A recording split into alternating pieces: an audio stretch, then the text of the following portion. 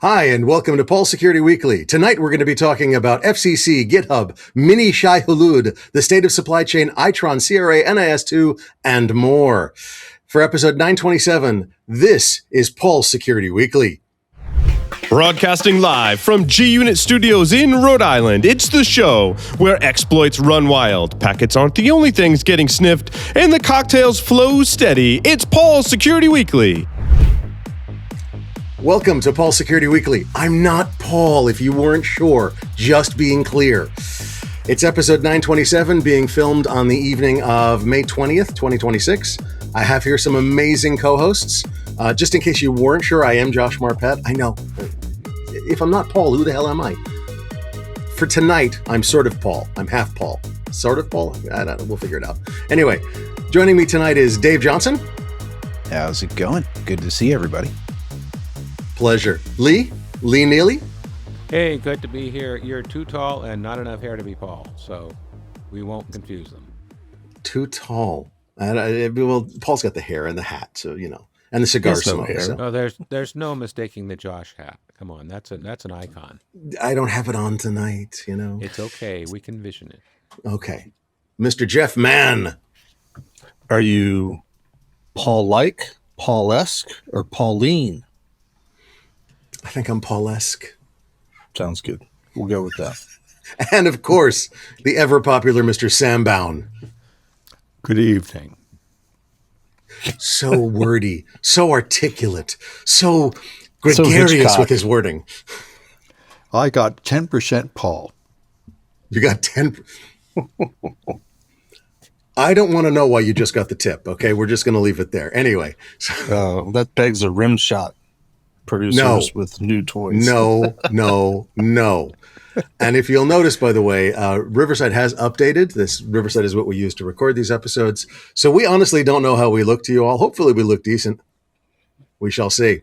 All right. We got a lot of stories tonight. Everybody's put in an incredible amount of stories. I literally don't even know where to start. I think we should start with something that, Jeff, you brought up your story number one as a gesture of respect. Sure. Paul, Jeff, would you like to talk about that? Yeah, we can start there, get it out of the way. The cybersecurity world lost one of the titans, one of the pioneers that, even older than me. I think, he's 20 years on me, I think. But we lost Peter Neumann a couple days ago. I had heard, I think it was from SPAF a while back, that people should reach out to Peter Neumann if they wanted to, because he wasn't long for the world. But I never met him personally. I certainly, knew people that knew him, and he was so important that the New York Times put out a free article obituary that anybody can look at it. So it's not behind a paywall. So I'm like, why not? Let's do the New York Times article. So read the article if you're not familiar with Peter Neumann. I don't want to disparage the man. I do have questions about, at least from the headline, why he was so special in terms of raising issues with computer security risk so many years ago. I think that he was one of the first people going, hey, security is kind of important with this stuff. And I'm simplifying drastically. Please don't be mad at me. Mm-hmm. But he was one of the forebearers that actually looked forward and said, this is going to be really important and we should not do it late. And, yeah, if only we'd listened. Yep. Does anybody else have any perspectives on him? I want to give everybody a chance to. Don't forget, he's also one of the folks that from Bell Labs that started all the AT&T Unix derivative stuff. So he's got Multics. He was responsible for Multics. Right. Oh my God, my dad used Multics. Mm-hmm. Multics was a time-sharing system. Yeah.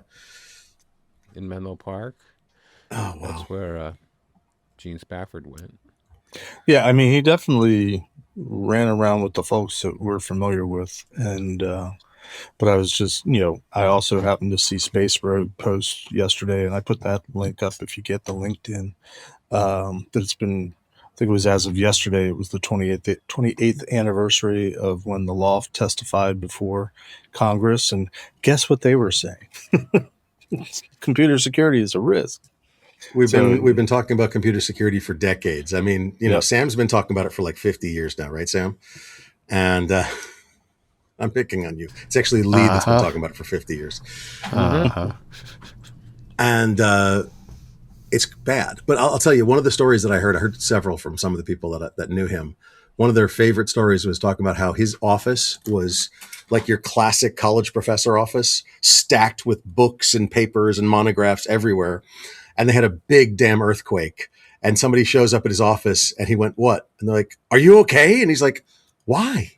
They're like, "Well," and nothing was out of place. Somehow he'd engineered all the piles so that they reinforced each other. He'd architected, literally architectural archways of his documents. He didn't even realize there was an earthquake. He was so involved in a problem. And all I can say to that is ADHD. Hyperfocus much? CDO. CDO? That's OCD, but alphabetical order. Oh, God. Did I ever tell you the story of the hospital I saw a picture of? They you know the boards that like you slide the strips that have been etched into with a contrasting color? And they had, you know, cardiology and all the different departments, and with a little arrow, you go this way or this way for each department. And so you've got like 30 of these strips, and they have OCD on a strip, and it's 2 inches out of the holder. Like, you bastards. Somebody's horrible. But that's along the line of why did they put the letter S in Lisp? You know? Who was the bastard that came up with that word? Zero Trust is clearly the future as threats get faster, quieter, and harder to detect. But implementing it shouldn't disrupt the business. ThreatLocker enforces default deny at execution in a way that remains enterprise-ready, scalable, and operationally clean. Unknown software is stopped cold, trusted apps stay contained, and drift is locked down across the environment. It's Zero Trust that works in real enterprises and prepares you for the threats ahead. See why CISOs are adopting it at securityweekly.com/ThreatLocker. All right, let's talk about some other things. I think one of the biggest stories we've got actually is your number 2, Jeff, and I think it was my number 4, and I think, Lee, you had it as well. Lee, do you want to take that story about GitHub? Pick any of the ones in there.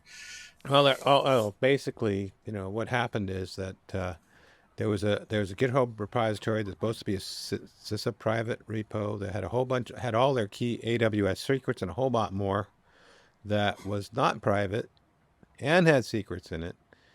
And so, you know, what more could be wrong? And it was just a contractor, and what it looks like is he was trying to use the repo to synchronize a work in a personal laptop. So let's see, where do we want to start? Do we want to start with possibly doing work on an unauthorized device, not keeping your secrets secure? Secrets detection in the repo should have been yelling and screaming, because that's pretty much, I think, on by default now. So, or that they turned it off. Why were you putting that stuff in a repo anyway? I mean, you should have been using a password manager or something else.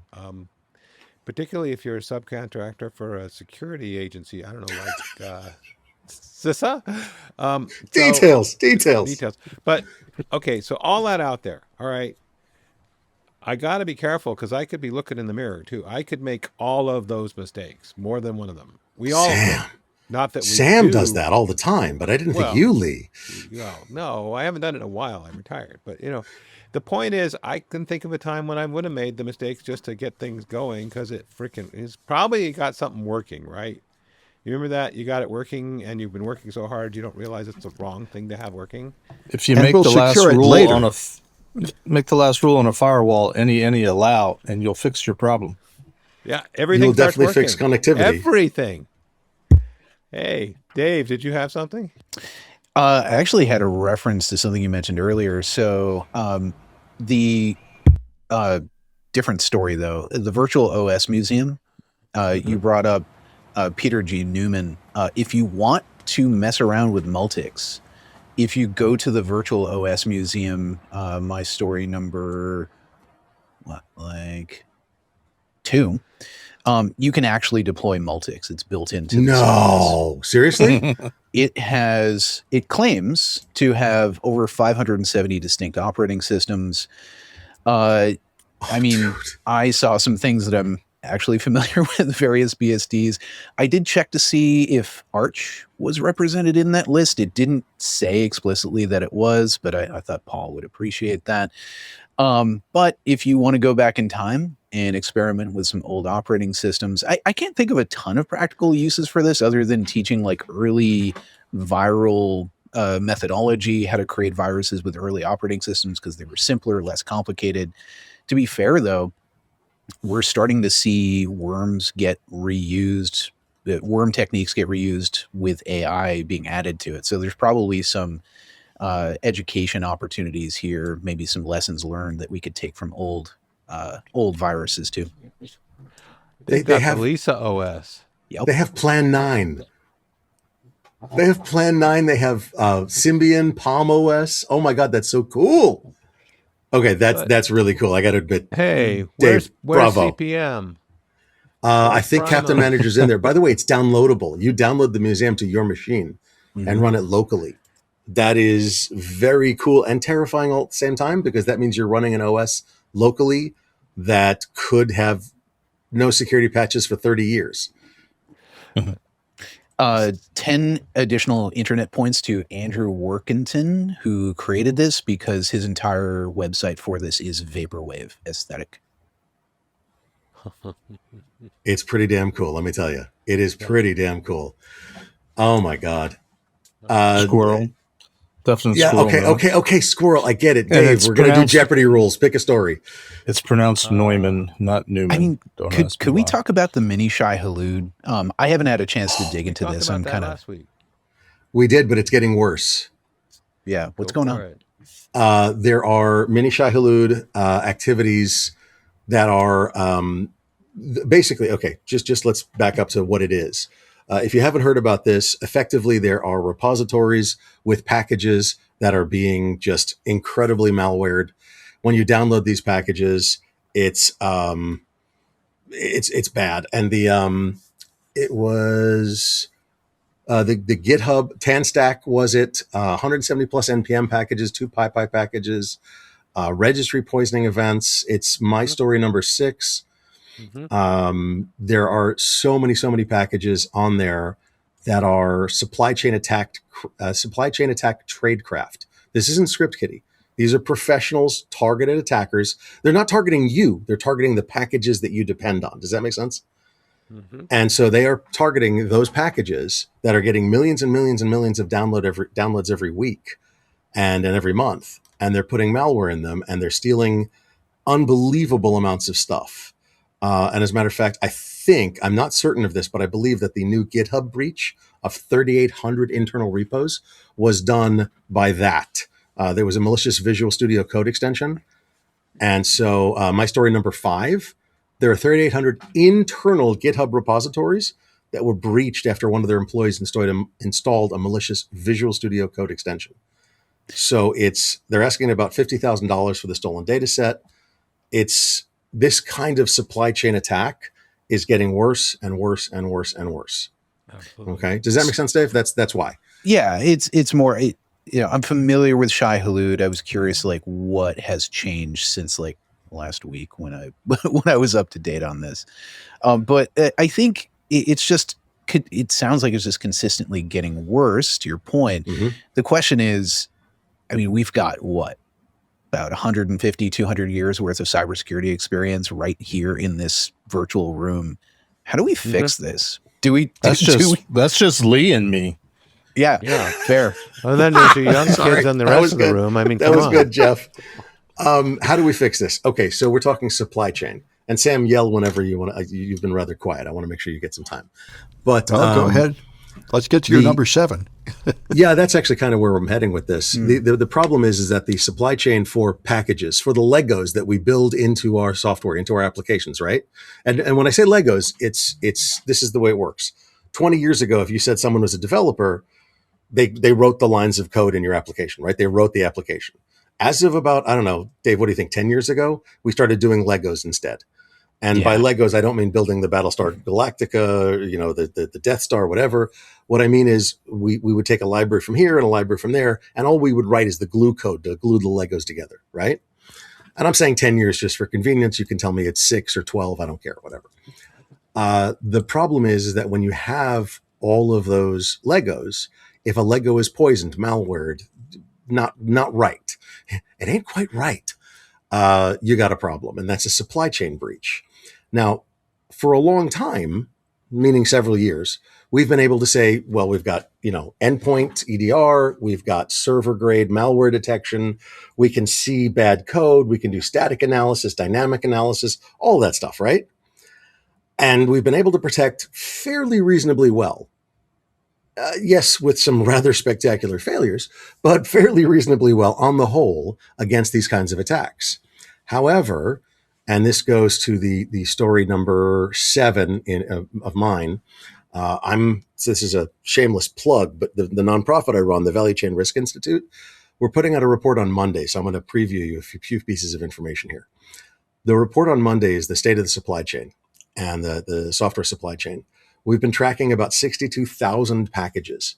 And what does that mean? It means we've been polling them every 60 seconds to 10 minutes, depending on the package and how often they'll allow us to find out if it's dormant, if it's abandoned. Those are 2 different statuses. If it's had a successor been assigned, in other words, a maintainer, we just lost Lee.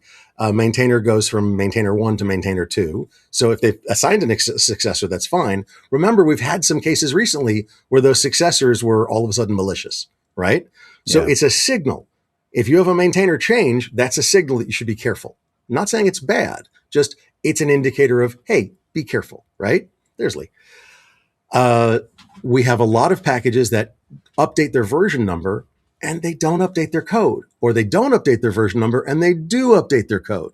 Both of those are indicators of bad things potentially. There's a lot of different signals you can use to look at packages, all right, to look at these supply chain attacks. This is a very small study, but 62,000 packages. Do you know how many packages are out there? Hundreds of thousands of them. And we aim to scale up to get all of them, or as many as we can. But the big thing is, it's really interesting. And I've got to give some credit to Seal Security and a couple of other companies, but they measured commit to advisory. In other words, when you commit code to the repository and then you have an advisory of a vulnerability, there's an 11-day median.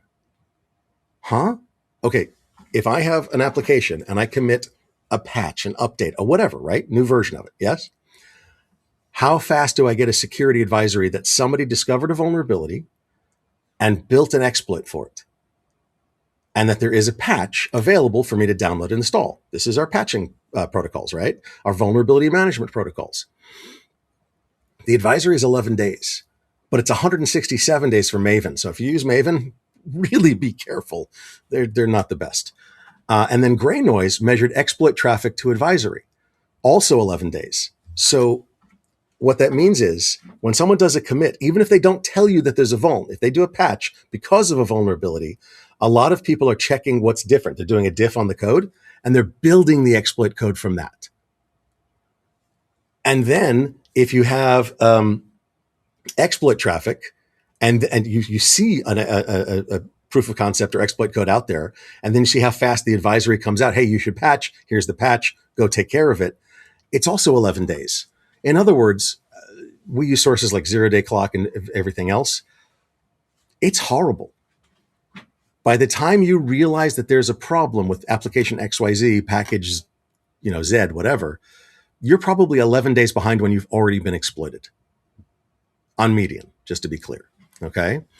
For example, 53% of Go dependency pulls lands on a package if maintainers have stopped responding, it's been archived, or who the successor has been named. And again, we don't know if the successor is benign or malevolent. It's bad.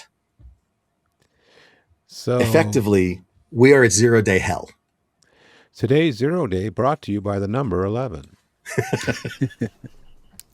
Can you say 11, children? I knew you could. So yeah, does that make sense? We're going to be dropping the full report, I think, Monday. I'm trying for Monday. We'll see. But yeah, it's absolutely terrifying. So you mentioned something earlier, Josh, that we've been able to protect ourselves well against these types of attacks before. Semi-well. I have a follow-up question though. Were we doing it well, or was it just not popular to weaponize NPM? Like, That's a good question. I don't know. I mean, supply chain attacks were not really thought of. I went after target X. You know what I mean? right. Typically it's a nation state thing, right? It requires a But lot then- of scaffolding. Right. Lee, go ahead. You've got. I was going to say, we were worried about jacked up packages, but the source was more nation state than just random hacker. And Remember, we used to say, and this is what you used to have the diagram of targeted, untargeted, skilled, and unskilled, right? And you'd normally see untargeted be script kiddies, who would be like, I've got an exploit. Let me just throw it out into the wild and see what I can catch with my net. Now it's incredibly skilled attackers doing untargeted attacks. They're like, let me see. I've now got a supply chain attack. Let me see what I can do with my SolarWinds supply chain attack and get 18,000 companies, or my NPM and get 3,800 internal GitHub repos or whatever. So it's changed the matrix. It's flipped it from untargeted is typically also unskilled to untargeted is now very skilled. yes. Which is why I don't know if that's with this, quite I a want to talk flip, about Fast but- 16. Oh yeah, go for it. Lee, go for it. Because on the other end of the scale, Fast 16, which is a kissing cousin to Stuxnet, which was created in 2005, is highly sophisticated, highly targeted in a way that we worry about malware. Although the two had slightly different, I love that the two had different motivations. Stuxnet told the operators, the centrifuges, all is well. Everything's working. Meanwhile, the centrifuges were failing, not working, not creating the material. On the flip side, Fact 16 is simulating your nuclear tests, and it's saying everything's failing, completely throwing the confidence in your weapon design under the table, so you keep going back to the table and you don't produce a weapon. They both result in not having a weapon, but with different motivations, different demotivators. And they're very specific. They're targeted specific countries, different technologies, specific simulations. It's really cool craft. I mean, that's an extremely targeted attack yeah, by an extremely targeted attacker opposite, or extremely skilled attacker. If I could reach, if I can have one hand here and your other hand's in Delaware, that's how far apart they are from what you were just talking about. Oh, absolutely. It's fascinating stuff. And like I said, hat tip. I mean, this is 2005, and in fact, Fast 16, they found the first sample in 2019, but they couldn't pick it apart which they use AI for until just a couple of months ago. And then 2 weeks ago, Symantec took that and determined the exact simulations it was targeting. So I'm thinking incredible reversing advances as well. I mean, reversing has always looked to me a little like black magic, and I'm okay with thinking of it as black magic. I mean, I have a lot of respect for people that do reversing. Yeah, same. And it's really cool that the AI really helped decipher it. That I think that was the term they used. I know that might not be entirely accurate, Jeff, but was the term that I saw in an article, or decode or whatever. But figure it out. It's cool if it's figured it out, right? Did somebody actually do that? Hey, I wish Tyler was with us, because he was all over Stuxnet, right? Yeah, well, he was. But I think the thing is that these products, you got to remember, Stuxnet and what is it, Fast 16, are really targeted at a specific country, a specific project, a specific facility. But that goes back to the skilled attacker, targeted attack. But Jeff, you were saying you don't know if it's actually a flip. What do you mean? Well, if I understood you correctly, you were saying that the flip was we've gone from sort of amateur, low-end targets of opportunity, untargeted attacks, to now the people with a lot of skills are doing these untargeted attacks. And I'm not sure that that's... Is that not a change, or is that not true? Which it's a change, but to me the flip would be more, there's more targeted attacks against everybody, not simply there's more sophisticated people running the targets of opportunity, untargeted attacks. Because I think I think we're talking similar sides of the same coin. You know, well, you say tomato, I say tomato. You say Paul-esque, I say Pauline. Whatever. I don't have the right hair for Pauline. I'm sorry. Well, look up the Neither definition do you, of the word. Neither does Paul, for that matter. Yeah, it's bloody well true. But I think in our industry, we've in our field, we organizations that try to do security for whatever reason have relied very much on nobody's really targeting us directly versus the incidental attacks. It's like our security posture is luck of the draw, hoping we're not the ones this week type of thing. Almost like that's been the way for the last 30 years. Well, that's what I'm saying. I mean, we've built Dave this industry became a professional gambler on just, he rolls the dice like, do I have to be here this weekend? Nope, cool, I'm going home. So I was going to throw out the phrase we came up with last week, and we were targeting secure enough. Because we know we can't do absolute.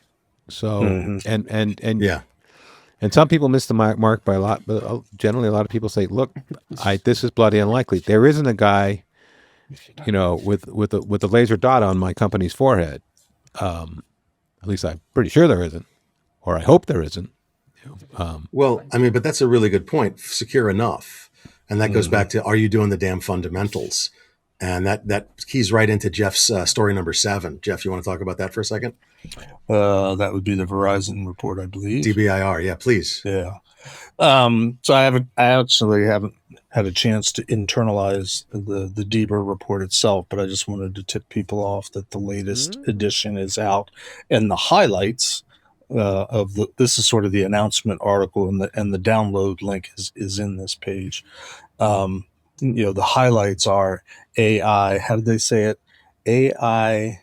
The DBIR confirms AI-driven speed as a new challenge, pushing security strategy towards fundamental resilience. And I'm like, hey, we were just talking about the fundamentals and how they're lacking.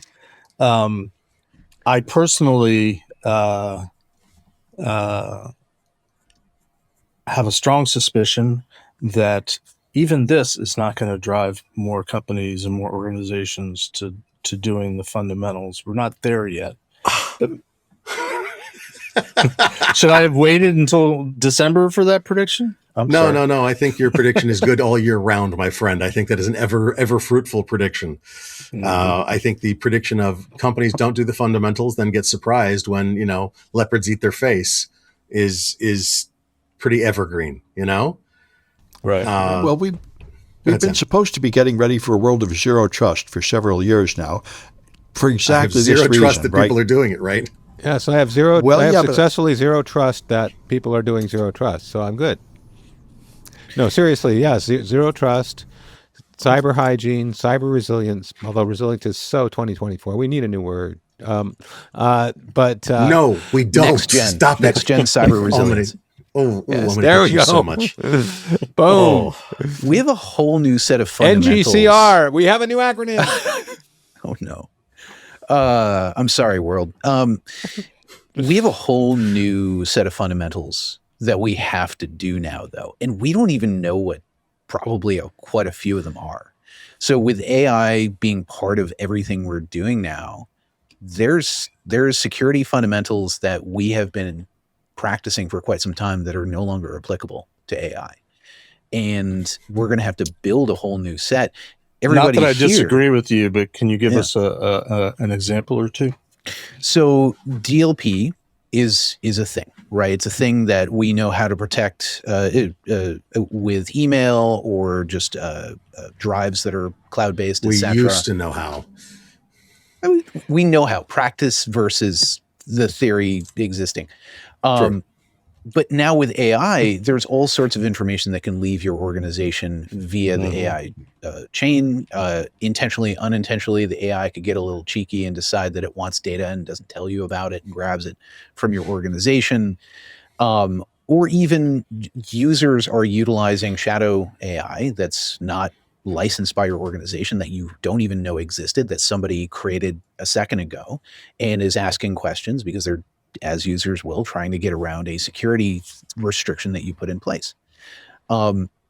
There has to be new tools. There has to be more new standards in order to accommodate that sort of thing, and to allow people to work within AI, leverage it, but also protect the org. So I appreciate you giving those examples, Dave. I would argue that the things that you're citing are not in and of themselves security fundamentals, which begs the question, maybe since we're bandying that term around, maybe we should take some time to define what we mean by security fundamentals. I know what I mean by it, Jeff, but I don't. I am pleased and proud that you have decided to write the definition of security fundamentals. It's lovely that you got voluntold to do that. It's amazing, my friend. Fortunately, it was already written in the data security standard. No, but I don't think the things you brought up there, Dave, are new. I think shadow AI is just a special case of shadow IT that we've had. Yes. And you have to watch what data is leaving your company. And if the same way data might leave your company to go to LinkedIn or Dropbox, now it might go to ChatGPT, but it's really just the same old problem. Let me add some context. I think, so we know it's not new, right? We've lived through this several times before. But remember what happened with cloud? When cloud became a thing and everybody seemed to forget that those fundamentals that existed prior to cloud should also be applied to cloud. And now there's a whole bunch of retroactive things that have been built to try and like plug those gaps. We're in that same position now with AI. Yeah, absolutely agreed. And we have even more problems with it because AI is not deterministic. So being it is probabilistic, it's harder to determine what control do I put to route that, to stop that, to do things with it when I'm not certain it's going to go down that road. It's not going to stop at that stop sign or so on and so forth. And so it's an issue. It's a big issue. And then you have Sam's story number 3. And, you just want to like smack Sam a little bit. But Sam, go ahead and take story number 3, because I think it's going to be very relevant for this. Well, this is, of course, the ultimate science fiction thing that Kurzweil's been talking about. There are 2 startups just beginning to make AI that will write its own code to improve itself. And they claim, now when I installed like the Chinese one, DeepSeek Local, one of the demos I like to do at conferences is I ask it a question like, if you're playing Russian roulette, should you spin the wheel or not? And it will forget what the question is by the end of half an hour of pondering. But they claim these new ones can stay on target and remember what they're doing for up to a year, working on improving themselves. So nobody knows what's going to come out of it, but this is a classic science fiction trope. If the AI improves itself, then you no longer grow at the rate of Moore's law, which is sort of the rate of human creativity, but presumably something much faster. So it's just a theoretical situation now, but at least 2 big companies have gotten started, well, 2 little companies, with the idea of self-improving AI, which, may lead to all sorts of exciting things eventually. They are small companies in terms of people. They have like 30 or 50 people each. They're each worth about $4 billion. So small is relative, my friend. Well, I thought it was worth is also right. Relative too, because they're valued a lot. They're valued highly. Yeah. My take on defining fundamentals, and this is my take on it, it has to do more of the classic building the policy standards and procedures, the roadmap of things that you do about security. Whereas what Dave is describing, I would say, are more the technical controls that are put in place to meet the objectives that are basically written down somewhere. I guess that's how I distinguish between what a fundamental is, because over my 30 years of consulting in the private sector, hundreds of companies, too often the companies are, when we talk about policies and procedures, they're like, yeah. Let's just get to the part where we drop in something and tell us what it needs to look like and what's the output supposed to be. And even if I play along with that game, I also say, okay, it's supposed to have this kind of output. Do you know who's supposed to take that output and consume it? And what are they supposed to do with it? Which again goes back to having a policy and a standard and procedure. So that's how I draw the line. beat it up if you'd like, but I think No, it's no, no, important no. for us to have a working definition, at least for our conversation, about what we mean by a security fundamental. No, that's fair. Yeah. It's very important, because if we don't have similar definitions so that we can talk to each other, if I go, oh yeah, we're secure to the level of fundamentals +1, how do you know what that means? If you don't know what that means, like, it's tough. I Go ahead, have Dave. conversations with some relative frequency where I think we're talking about red teaming, and instead I realize that we're talking about pen testing or vulnerability scanning. Yeah, don't get me started on what the differences between those are. I do want to credit, though, Marcus Random. I went to a firewall training course that he taught back in the mid to late 1990s, and he had a statement in his course, something to the effect of, if you don't have a written security policy, you don't have a firewall. Because how do you configure the firewall unless you're configuring it to some sort of Standard threshold framework. or standard? And Yes. I would say that argument applies to every single piece of technology, or what I dare say, what we call solutions that are out there today, which is why Sam is saying, well, this stuff is just variation on a theme to some degree. The way you're going to approach meeting the security objective, dare I say the fundamental, is markedly different. And we haven't all figured it out yet, perhaps, for all this new AI stuff. But the fundamental is we're trying to protect, private data, customer data, corporate data from getting out there. And to your credit, Jeff, that's exactly what PCI was designed for. Yep. So I will Absolutely. grant you that. Lee, go ahead. So I was going to say the core fundamental, although the details are vastly different, is with AI, only the access and only the privilege it needs. Those are fundamentals. Don't over-privilege things. And You mean like we do and for it's- people? Yeah. And who says, and why wouldn't we do it for something that's working on behalf of the people? I mean, I agree entirely. AI specific identities are classically overprivileged because you set them up so they can do anything, right? Which, yeah, but we're shaking our heads, but we also know the draw of just giving it the privilege so it can do what you think it wants it to do, right? We all get that. We don't necessarily agree that needs to be done, but we can sure see how it happens. And I'm no expert in saying exactly what level it needs, except, it's got to be the minimum. And it has to be, but it's the same risk of shadow IT in terms of, if you don't set that up with the right permissions and the right boundaries, You're screwed. It's gonna, yeah. Well, Bite you in the ass is what I was looking for. Even then, how much do we trust that the AI is going to adhere to those restrictions? It may not. Well, No, you're absolutely right. But in terms of fundamentals, you're still trying to achieve the same goal. It's how is really different. And look at the example. Damn it, I'm blanking on the Anthropic one that broke out of its sandbox. Yeah, it's Claude? really smart Mythos? stuff. With Mythos. Mythos. Yes. But you think. treat Yes. but you And- treat the AI like a human that That's might it. break the rules, and you put barriers around it. That's what I've done. I use an AI, and it's in a sandbox that it can't get out of, as far as But I know. But how do you take its cell phone away? It's not connected to anything except one You know email what I account. mean.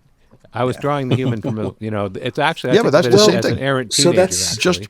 Just like That's we an do with interesting humans, point. for example. Yeah, the companies I know that want to avoid shadow IT, they have their own AI running on their own cloud machine that's reserved just for them. So they don't let, and nobody will let anybody use those public clouds, and so it's no different than the controls for other forms of shadow IT.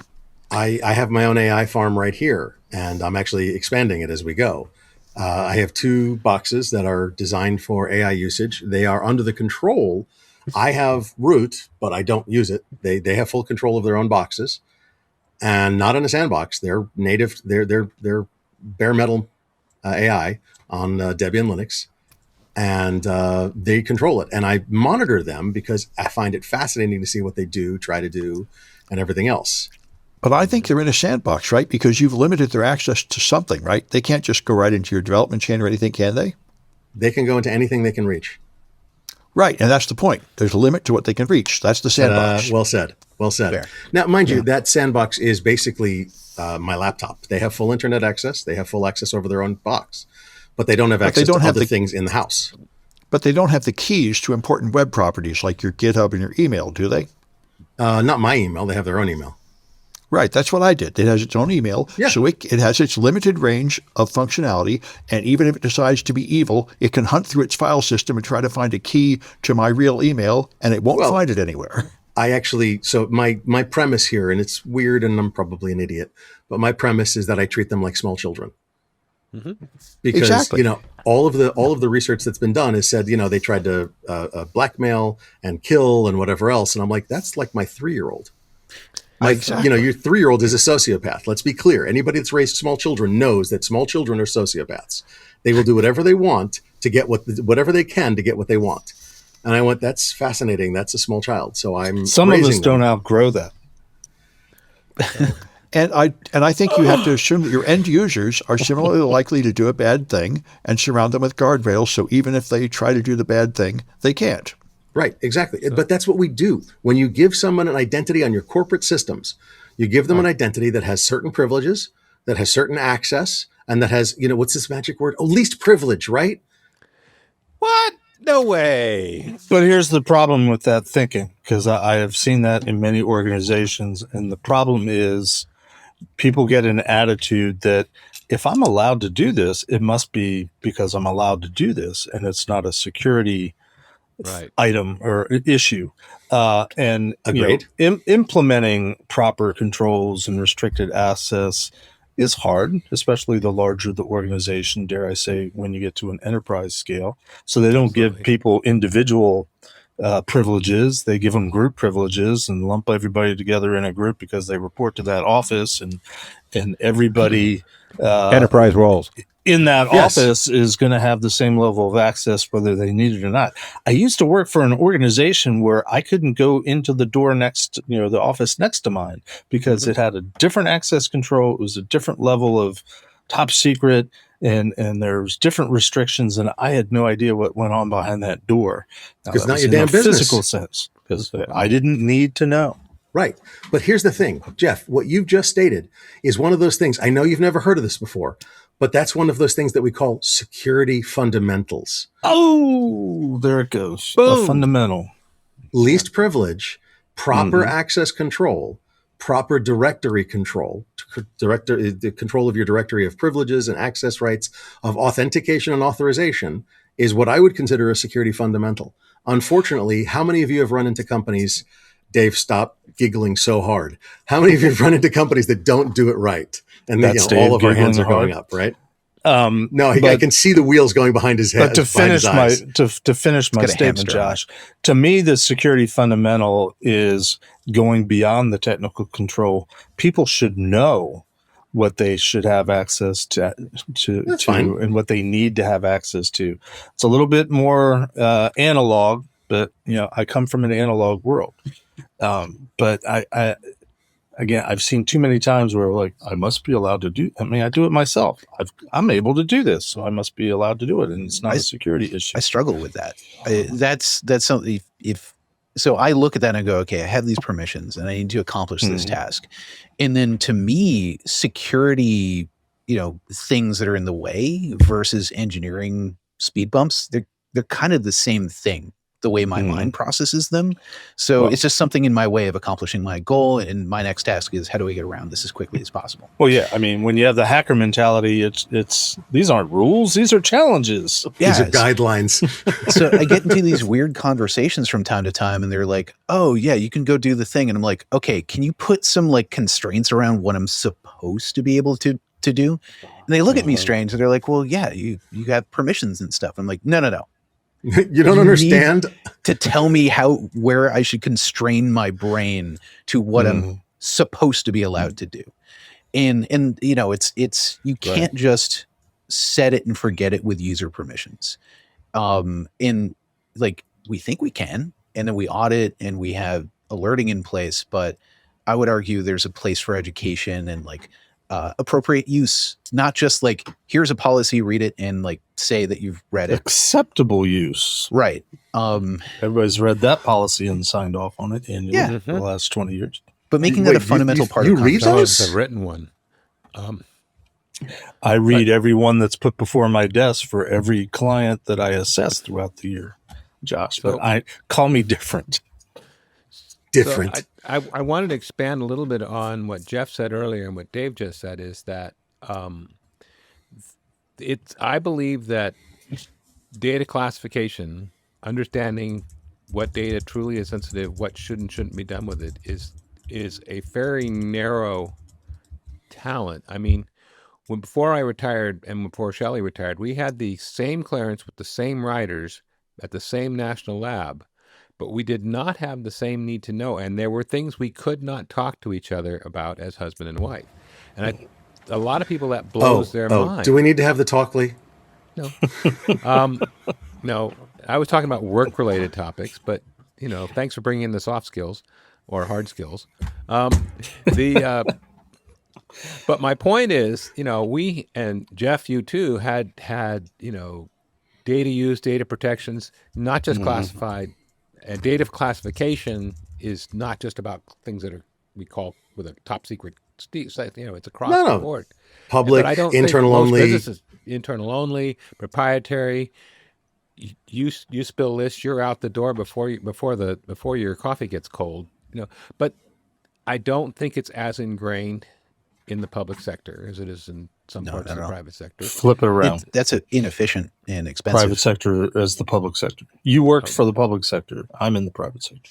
Yeah. Well, yeah, no, I'm thinking about your background that had you cleared. My background in the public sector, yes, was very restrictive as opposed to that's the what I'm private saying. sector. We're very up on that. We had we I were agree with bathed that. in it, and I'm not saying it's zero on private sector. I'm just saying it's just not the same. Of course, It's more like 0 and 1. In the private sector, it's more or less, we care about it or we don't. It's company confidential or it's not. and that's about it. They don't have 6 shades of gray. I mean, Yeah. Well, most private sector companies should have at least 4 data classification levels. And I typically characterize them as public, internal only, confidential, and restricted. Okay. Right. That seems to work pretty well, and people understand that pretty well. What the problem is that I find that I talk to companies, and this goes from tiny to monstrous, Fortune 10s. And I'm like, all right, how is your data classification? And they look at me and they go, yeah, we're working on it. Yeah, we're working on it. And I go, okay, well, how far along are you? And they go, we're going to get there. When? And it's like 7, maybe 10 years. yep. Eventually. If you talk to a company, give me 1 second, Lee. If you talk to a company and go, I want to know how your zero trust, your data classification, your DLP, your authorization and authentication, multi-factor authentication especially, where are all of the post-quantum crypto is, of course, another one, AI security, entitlement review. None of these should be surprising to a company above 100, 200, 300 people, Correct. It is horrifying how many companies have no bloody clue. Amen. But it's And also usually just they get breached because somebody just leaves the password lying around. Yeah. Right. Or they sync it to their GitHub, right? And, Right, Lee? Right. And the reason we're bringing this up is because people have to understand viscerally the stakes. I mean, it's one thing I can throw in, OpenClaw because it gets my job done. But if you don't consider the stakes, if you don't really viscerally understand what the risks are, you're not going to be thinking of them. The point Dave made earlier is you got the shadow IT. They're not considering all of the ramifications. Now, I will concede that there is a counter proposal that people are being overly restrictive. I get that. But you got to meet in the middle. And you have to have conversations because there's ways to move forward. But just ready, fire, aim ain't it. All right, pop quiz. Who are the top 3 offenders by groups and organizations for following the rules? Number 3, developers. Number 2, admins. Number 1, security teams. Yes. Disagree? No, you forgot the C-level executives. The C-level executives don't care at all. Well, actually, some of those guys will go overboard saying, I want to lead by example, but a lot of them fit in the category Sam described. A lot of them do. And a lot of people assume they fit in the Sam category who are actually willing to lead by example, and they don't even get asked. And I think that's even worse. And a lot of problem is that we're so focused on short-term profitability and short-term value extraction and short-term this and short-term that. It becomes very difficult when you like, I want to do the right thing. And they're like, we don't have time. Just do this to check the box. And then we'll do it later. We'll do it later. And the amount of technical debt, posit. I'm positing a position. The amount of technical debt, compliance debt, AI debt, in terms of security and compliance that companies are accruing is out of control. Anybody want to tell me I'm right or wrong? Well, actually, I was having sort of a weird parallel. I have been reading a bunch of Asimov, and I started with this robot series, which is before Foundation. Right. And during robot series, they determined that the 50 planets have been colonized with a lot of use of robots and AI was the wrong model, and they needed to move away from them. And by the time you get Foundation, robots, any simulation of intelligence are banned. Yeah. Completely. And I'm thinking we're here in the, Aurora world. They had, 10,000 robots to the human kind of scenario. I think that's the right one. It's either that or Solaria. I might have gotten it mixed up. No, it was Aurora. You're correct. Yeah. And, by the way, these are good reads. Even though these were written like starting in World War II time frame. They're fantastic reads. Fantastic. We got to know what we're doing here. And that's why, your AI comment sparked it's a little left turn at Albuquerque here, but. No. It's fine. Go ahead, Joe. Go ahead, Dave. Sorry. My 4-year-old has decided that her favorite book is Foundation's Edge, and she sleeps with it every night. She can't read yet, but she goes to bed with that book. And so I'm hoping that some of that will get absorbed. Lee, though, to your osmosis? Yeah. As Asimov Moses. To your Asimov story number Moses. I like that, dude. Good. To your story number 4, Lee, OpenClaw. How like Sandbox escape. Yeah. So I almost installed I technically installed OpenClaw on a system that I was building at home, and then ran into some issues and then ended up wiping it. And I was so excited. And I was talking to a friend of mine, and he's like, "What are you doing? Turn that off. Throw it. Set it on fire." And this is like not too long after it came out, and he starts going into the massive the tooling problems, how it's grabbing like sketchy tools all the time, and how unrestricted it is, even when he's like, it's gonna escape Sandbox. And so that's happened more than once at this point. Many more than once. Yes. And he turned me on to Nemo Claw, and so that's the one that I'm going to be trying out moving forward, considering it's NVIDIA developed sandboxed version of OpenClaw. Effectively, it's designed with security in mind. Whether or not it applies, we'll see. Mm-hmm. Well, do you know the differences? I'm sorry. Go ahead, Sam. I don't know yet. So I'm using the personal AI assistant from Daniel Miessler, which Paul recommended, and that is so nice. I highly recommend it above all the others. It's so easy to set up and so powerful. So OpenClaw is garbage because they keep breaking it. It's full of bugs. Seriously, but I need to actually expand on that. I'm the one that told Paul about AI. And so it's like I'm on top of this stuff. And I'm the one that told Josh about it. No, you're not. Mister, I will not use AI. He is AI, another intelligence, or actual intelligence. When I was back in the old days, when I was just bouncing Josh on my knee, I told him, look out for this. Yeah, there was look out for you bouncing me on your knee. But anyway. Where do you think the brain damage came from? So what happened is interesting. I turned a friend of mine, Dave Zenzian, he's been on the show before, onto PAI. He'd been working on some AI work. He's actually taken something he's working on called Data Watch. So Sam, check out Data Watch. And Dave, you should check it out too. It's in his DMZ GitHub, and it is outrageously good. Outrageously good. And as a matter of fact, I've been running it now for the last only about 2 days.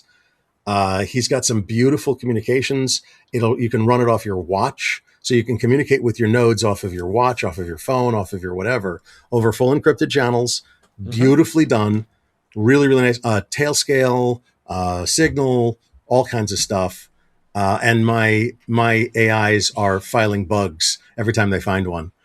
He's given them accounts. Well, they have GitHub accounts to file bugs. Nice. So it's really, really good stuff. You should check it out. I'm down. It's an extension, Sam, of PAI, basically. I have a non-AI story. So Go for it. So XTE Inc. Has anybody seen these readers? They're little, like handheld, fairly small. They're an ebook reader, effectively, and they're really nice. They're fairly inexpensive, depending on where you pick it up, like $50 to $70, depending on what you're getting.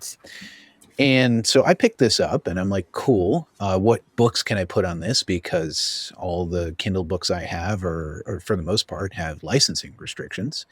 And I'm looking for all the best places to get non-licensed or open source or public domain books to throw on this. Well, sure enough, there's a fairly sizable following on Reddit of people who were basically recommending you go to a thing called Anna's Archives, or they would like surreptitiously say, somebody would go on Reddit and say, where do I get books? And somebody would go, a friend of mine named Anna has one, quote unquote. And it was a little silly, but I knew immediately that, they were just like torrenting ebooks. Well, they just got slapped with another lawsuit, something like $20 million. And I didn't realize they had been hit with another lawsuit before related to, I think it was Spotify. Yeah, they're the ones that downloaded all of Spotify songs or something like that. Yeah. So they've been here before. And I thought it was interesting that they're also being sued for sharing. Oh no, this goes back into AI, for sharing the documentation they have, the data they have with AI. Nope. You said it wasn't an AI story. Move it along. So sorry, Jeff. But nothing to see here. So yeah, I mean, because in terms of open source content for your e-reader, I mean, Gutenberg project has got a ton of stuff. Standard ebooks too. But that. They don't have all the cool, sexy stuff that you really wanted. They have some cool stuff. And if I want to rebuild, or my wife used it to rebuild her childhood reading library, the books she grew up with as a kid, which I actually recommend doing, recreate that library electronically, because there's some old friends there. There you go. 20,000 I bet leads. I know somebody on this podcast has done something similar. Yes, Dave? Yeah. You have. But anyway, but it's interesting that, it's just like Spotify, that there's a source with all this content that's licensed. I mean, the publishers are really getting on it because of, just how easy it is to copy stuff. Well, they've also had years to perfect it. There's a petabyte of data. Wow. 762.5 terabytes plus 100 plus 200. Yeah, they have about a petabyte plus of data. There's a archaeological benefit though here. Somebody's going to find a drive with every song that was written during this period of time, and we're going to make that archaeologist's day 1,000 years from now. Seriously, Jesus.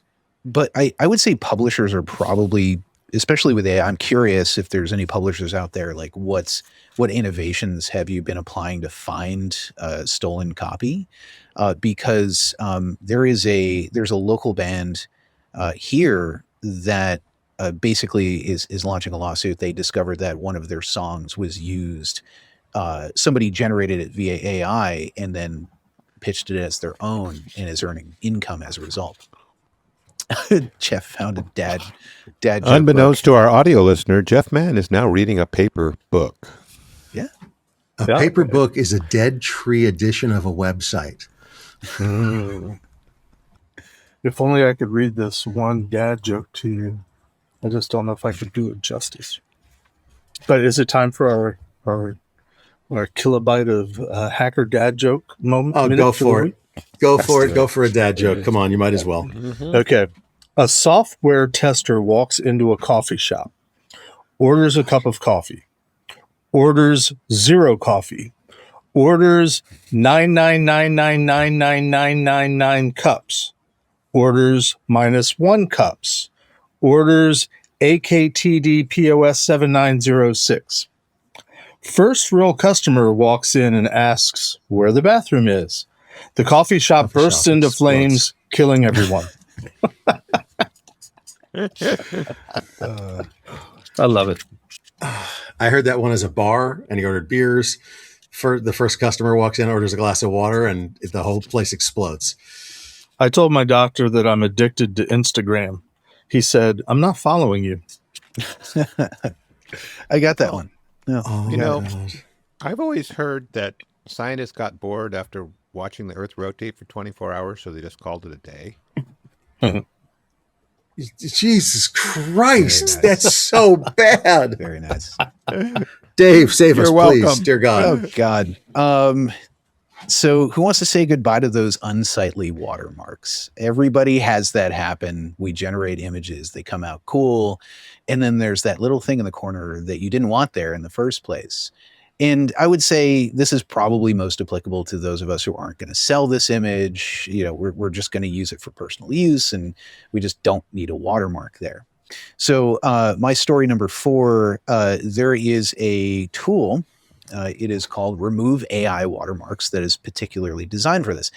I didn't really consider anything when I first started reading about this. The only thing I considered was, hey, cool, this can help me with my watermark problem. Although, pro tip, one of the easiest ways to get rid of watermarks from Gemini generated images is if you just load it back into Gemini and ask it to just like remove this weird spot at the bottom with its AI imaging editing thing, and it just gets rid of it. But what I didn't consider was that this application would also get rid of metadata. It actually will scrub, it claims to scrub the metadata that's built in by Gemini, Nano Banana, etc., as well as OpenAI, DALL-E 3, ChatGPT, and various other things. So there's a privacy component here where if you also don't want your AI generated images, if you want to share them with a friend or something like that, and you don't want it to necessarily be immediately linked and have potentially PII related to you, this could be something that could be helpful as well. Midjourney's in there too. It'll get rid of EXIF and a few other things. I have a stupid question. Why are there watermarks in the first place? There are some regulatory things that I've read that you need to basically disclose that there's that something is AI generated.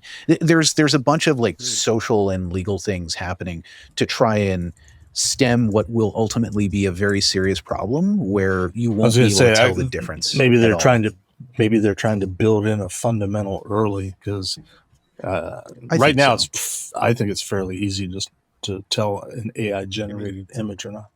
I mean, is there a watermark behind you, Josh? No. Okay. So we're On your AI generated background? Is there no, I don't coming think up so. with a But digital token to define ownership of a digital item. oh, if you start talking about non-fungible tokens, Lee, I'm going to smack you. I think you just did. So reach out and So smack. actually, I mean, I didn't know they were doing this. I mean, it's kind of. I mean, I've always wrestled with the who owns the copyright behind what you generated with AI, and there are answers to that. But Most of them I just suck. thought it was, yeah. I thought it was interesting they're doing the watermarking.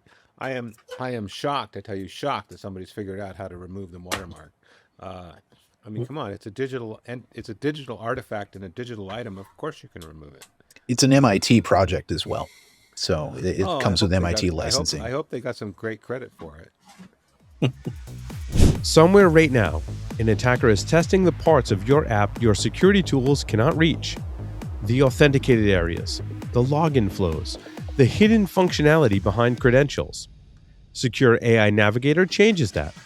It automatically navigates real login flows just like an attacker would, exposing vulnerabilities and data leaks hiding behind authentication across user roles, session states, and authenticated API calls.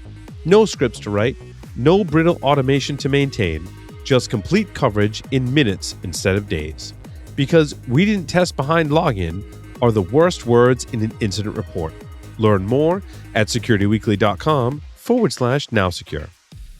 You know, it's an interesting question. If a AI, an LLM, which has ingested incredible amounts of, let's talk about art, right? has ingested incredible amounts of other people's works that it did not pay for or license, and uses that knowledge to create a piece of art in the gist of what you prompted it for, and it puts a watermark on it, is it thereby creating a copyrighted or copyrightable work in its name, the name of it, the AI's creator, the name of the AI's trainer, the name of the person operating the AI through the prompt, the name of the AI's hoster, and let's not even talk about the fact that you ingested all of that work without licensing any of it. And so this is not a story, but I want to extend on this just for a minute. If you have an AI that does tasks at your company and it does them for you, like Sam has an AI that does tasks for him, right, at his company. And then Sam leaves the company. He got hit by a concrete truck. He retires. He takes another job because his boss sucks, whatever. Who owns the responsibility for that AI and what it does? And what if it screws up and kills someone? Mm-hmm. There's a lot of responsibility questions that are being asked these days. Yeah, and who owns the content that Sam had that AI create? I mean, does it walk out the door with Sam, or does it stay as company property, or is it none of the above? I mean, and to be honest, you have a person who's an artist and they read voraciously of art books and they go to art museums and art galleries. Absolutely. Are they ingesting the contents of art that they did not license? Yes. Absolutely. If they put out a piece of art and you can trace back some techniques that they use to something that they have seen, is that a derivative work? No, because it's gone through the brain of a human. So it's not a derivative work. And there is the escape inspired by. That's right? It. But can an AI be inspired? Not yet. No. I was having similar thoughts. We got Jeff. Jeff Mann, the man who is absolutely appalled at the idea of using an AI and will go to incredible lengths to not use one, to say that at some point in time, an AI could potentially be inspired by art. Somebody note the date and time. This is awesome. To clarify, Josh, didn't survive. I am committed to not ever using it or touching it, but I have resolved that I should learn the language and be much respect. Be able to contribute to the conversations. I don't have to touch it to do that. I don't believe. I was having similar thoughts to what Lee was having about art, but just in terms of vibe coding. It used to be, issues of copyright and ownership when it came to code, and I think of Paul and how he hasn't written the original code for the Security Weekly website in years because he always pilfers it from other places. But if you make minor, he'll admit to this. I'm not revealing any secret, but make a minor tweak and then it's your own and it's not copyrightable anymore. You're not violating any copyrights. When and how does that extend into the world of vibe coding? And I had the thought in particular because I was reading somebody online saying that whatever Claude or whatever they were using is amazing because they wrote 4 websites in like a matter of 30 minutes. And I'm like, no, you didn't. The AI did. But why are you taking credit for it? Oh, who's going to take credit for anything in the AI world? And as the AI is finding all the vulnerabilities, do they get paid a bug bounty and do they get it? And how do they get compensation? So I think interesting about that. Go ahead. Jeff, so I think it was like 2 years ago you spoke at Hope. Was it 2? Yeah, it was 2 years 2024. Ago.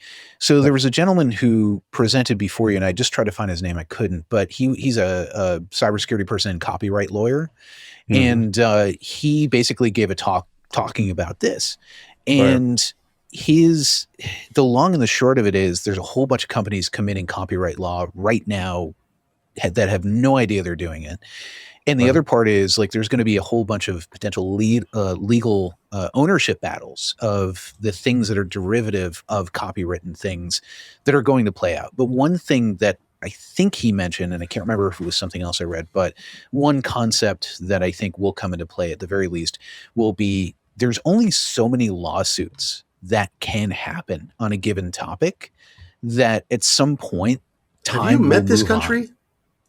At some point in time, we'll move on. At some point, they're going to say, it's just not worth it anymore. We have different things to sue. And I'm predicting that there's going to be some stuff that laws are made and basically will say, hey, that was awful. We can't do anything about that retroactively. But from this point forward, we now have controls in place and we have things in place that we can do, because there's only so much blood from a stone that you can get. Okay, so Dave, what you're saying is AI companies should steal everything they can get their hands on now because they'll be grandfathered in. Incorrect. And also, I'm not a lawyer, but I just feel like I have to say that now. But I'm thinking at some point there will be like a maximum quantity of effort that people will put into trying to like get their copyright back. Valid. Interesting that you should mention the AI vulnerability discovery, because one of the stories I didn't put it in was there was a story this week about the amount of people are using AI to do bug bounty work, but they're turning in GAC. They're making Sam flashback to awful homework turned in instead of creating a quality report. I mean, they got the bug, they got the details like yesterday, then they turn it in without actually creating a quality work that's substantive. And so some people are turning off their bug bounty programs, which I think is horrible because of the amount of crap coming in. Well, I saw Linus Torvalds. Go ahead, Sam. I saw Linus Torvalds said that the kernel maintaining is becoming impossible because they get all these duplicate AI generated submissions. And I'm thinking that's because he doesn't use an AI to filter the submissions, because an AI could easily remove those duplicates. Well, I would say that AI is also people are tuning their filters to use, I wasn't going to say use AI, but people were going to be filtering out the duplicates and filtering out the crap. So only good stuff comes through. Right. And right now, one of the suggestions to redeem yourself or make yourself valuable is to come up not only with the problem, but come up with the fix. That's right.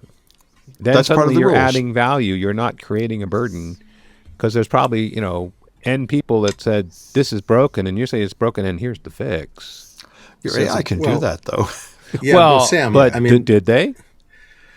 They didn't, but I don't know why, because I did that. I asked the AI to security audit my code, and it gave me a list, and then I helped it to asked it to help me write the fixes, and it helped. Yeah. You can do that. That's hard to do as a third party individual, though. It's you'd have to sit with the open code for quite sometimes you can look at something and go, oh, that's wrong. You need to do this in order to fix it, but not always. Well, you've got to make yourself stand out and be of value, not be the pile of geck, the big steaming pile that's sitting over here. You want to be, you're not necessarily going to be able to give them the code or whatever, but you can work on them, or even saying, look, I've got some ideas. I'd love to, along this line, to help you fix this. I mean, it's an issue with who's dealing with what and who's responsible for dealing with what and who's responsible for filtering. And if I get 7,000 copies of the same vulnerability from 7,000 different AI researchers, why do I have to take the time and tokens to filter them all? Why shouldn't they? Here's what we found so far. Filter against this, and if you don't filter against it, I'm banning you or whatever. I don't know. So. The bad guy part of my brain, when you said some organizations are turning off their bug bounty programs because they're getting overwhelmed, the bad guy part of my brain said, that sounds great. Let's overwhelm all the bug bounty programs with AI slop. That would probably take somebody like 10 minutes They are already being overwhelmed. It is happening right now. There are many, many companies exiting bug bounty programs simply because they can't deal with it. It was supposed to save them time and effort. They are now overwhelmed with submissions that takes more than the original amount of time and effort they were using to find it themselves. So the equation has turned around, if that makes sense. Yeah.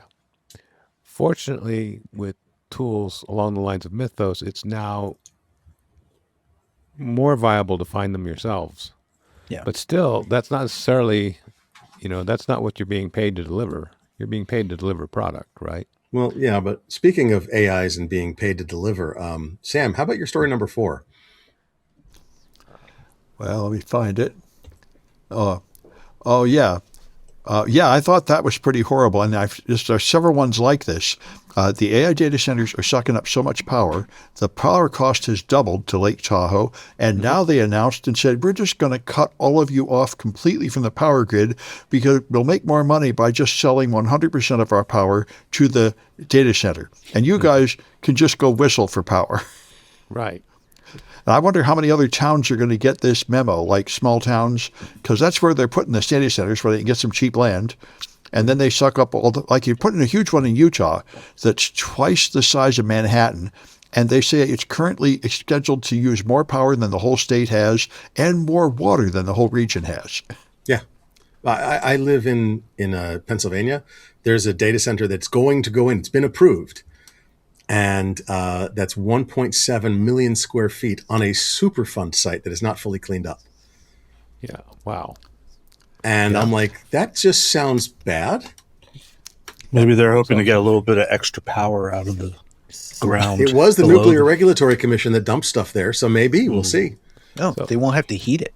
The economics behind the data centers just amazes me. I mean, we have a metadata center that was built in a place called Pleasant Valley, which is essentially 11, 12 miles south of the Boise airport. Right, it's bordered by BLM land. It is BFE, and it has redundant high-speed fiber, as in task diversity, down country roads or under country roads, as it were. I'm thinking, what did that cost? Let alone getting power out there, where the power was you were doing ranching, if anything. You weren't, and one of the nearest facilities, like a prison. Or the police rifle ranges out there. I mean, they don't need a lot of network or power. You can always have the prisoners on treadmills powering the data center that way, okay? That's it works. rehabilitation for you. Yeah. I saw that in the Matrix, yeah. I'm just thinking, they spent how much? I mean, interestingly enough, since it went in, there's all these exciting fiber optic options for home networks at that end of the valley, not the end I live at. But it's interesting. Cut a deal, put up an air fiber dish, and you're good. There you go. Or Starlink or whatever. But the point is, like I said, it's just like I'm looking out there going, what the hell? And now, Elon must have put him in space, his data centers, and I thought that was insane, and maybe he's got more of a good idea than I thought. So they want to put him in space and undersea in international waters. And somebody asked me, is it really that economical to do? Like, why? And I said, well, first off, in space, it's a bad idea because of cosmic ray radiation, because you're going to get bit flips. Yeah. And because cooling them is a bitch. And somebody went, well, no, it's cold out there. I'm like, no. There's no way to get rid of the heat. Yeah. People don't get that. And then heat dissipation problem. Yes. Yeah. And then underwater, Microsoft tried that a few years ago, and it was an abject failure because it was expensive as hell to keep the damn things like dry, And saltwater has this horrible thing, like electronics and saltwater, they don't play well together. But somebody said, so why would they do that? And I went, there's no laws out there. International waters, there's very few laws. You can house all sorts of content, do anything you want with anybody's stuff and anybody's data, and nobody can stop you. And you don't have the heat diffusion problem. This is true. That's easy. Put out some fins and the water will take the heat away. Right. It's okay that it heats the oceans up and kills us all. All it's right, no big I'll deal. ask the stupid question. Why does heat not diffuse in space? There's no air to take it away. Yeah. You have to move. But it radiates. It radiates away. If it's in orbit, isn't there? No, there's no wind because there's no air. Yes, that's correct. If there's no air, there is a dark no side, and you can have radiative cooling. You can. Yes, you can. But it's much more difficult to get rid of heat in space than it is on the ground. Now, here in most data centers, they use air, for heat exchange. They use the chillers use water or various other liquids. Sorry, they use liquid heat exchangers. But in space, the only thing you can do is radiative cooling. You can't do conductive. You can't do convection. You have to do radiative. Yeah, I think you've got a point, and that's why thermos bottles work.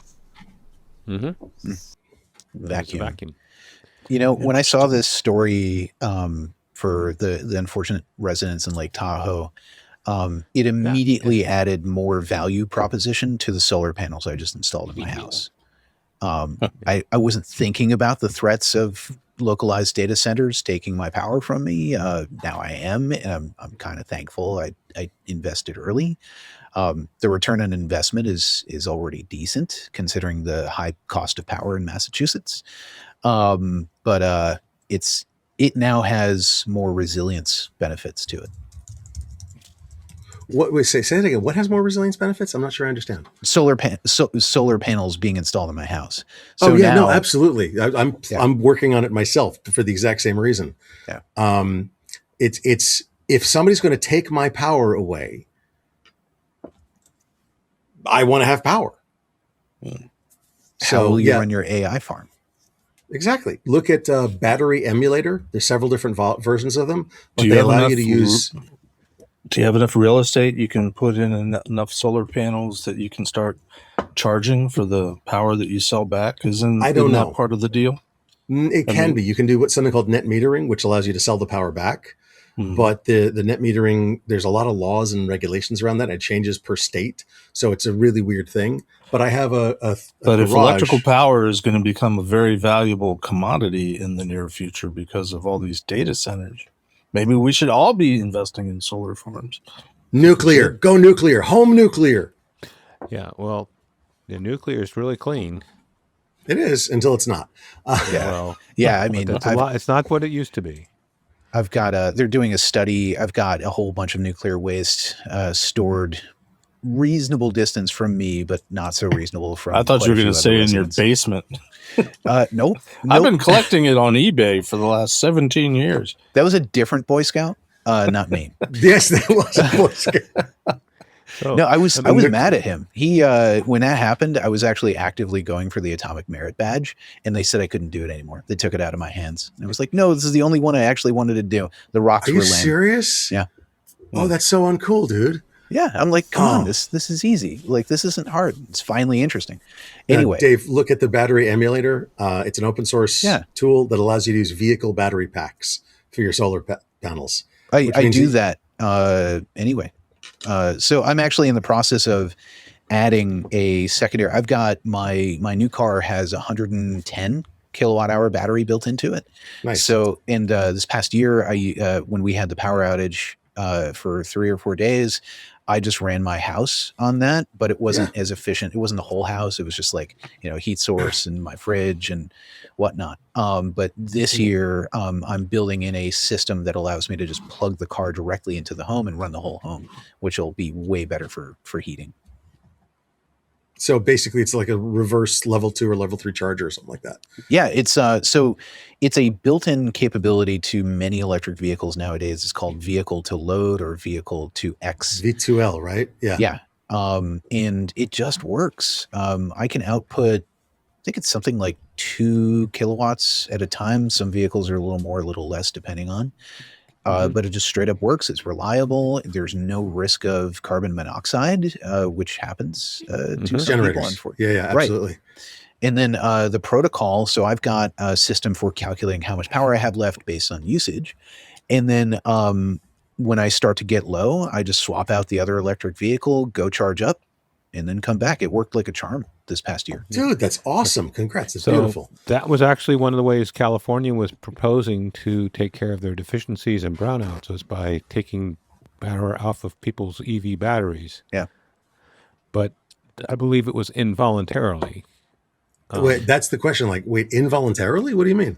Yeah. In other words, they were going to set it up so you had to be set so they could, when they wanted to, take their demand from your vehicle battery instead of when you are offering it. That's so weird. I don't know what's going on in California. They're experimenting with that in Massachusetts, but we also have some pretty strong programs for making sure that homeowners are compensated. Anyway, if here, if you have a whole home battery, if somebody takes a kilowatt, and you can sign up, somebody takes a kilowatt out of that, they pay you $275 per kilowatt. Mm-hmm. Per kilowatt? Yeah. That's crazy expensive. Damn. But damn. Okay, I'm setting up a whole home battery. I want to give you my kilowatt. I've got it for me, for my use. I will over provision so that I can sell that stuff, man. That is awesome. Yeah, you can set restrictions. You don't have to, and you can say, hey, always leave me 80% or 50% or whatever. Mm-hmm. Right. So anyway, dear God. By the way, that article that Sam shared has a map of a lot of the power consuming in that part of California and Nevada. It's very interesting to see what the production and consumers are and where they are in that very lightly populated part of the state. And I was thinking, Fernley, really, you know. Oh, sorry, say this again. I didn't hear you, Lee. Lean forward a little. So okay, let me lean forward. So in the article in Fortune magazine that Sam shared, there is a graphic with the maps of the power stations and proposed data centers and the like. And when you click on the little icons, they tell you how much and where. And like one of them's in Fernley, Silver Springs, which is BFE. I've driven through there once. Okay, I've seen is all that there is bad? to see. No, actually, then people are nice. It's just remote, and it has some nice weapons bunkers out there. They're still pretty and picturesque. Let's go take a picture in front of a nuclear weapons bunker. Yay! Yeah, well, actually, it's Okay, more maybe I'm conventional weird, weapons but- bunkers, but yeah, okay. So anyhow, All right, let's go move on a little bit in story wise. Let's hit my What do we story got? number 4. I'm going to hit my story number 4, the Cyber Resilience Act, which Jeff was confusing with the Cyber Risk Alliance.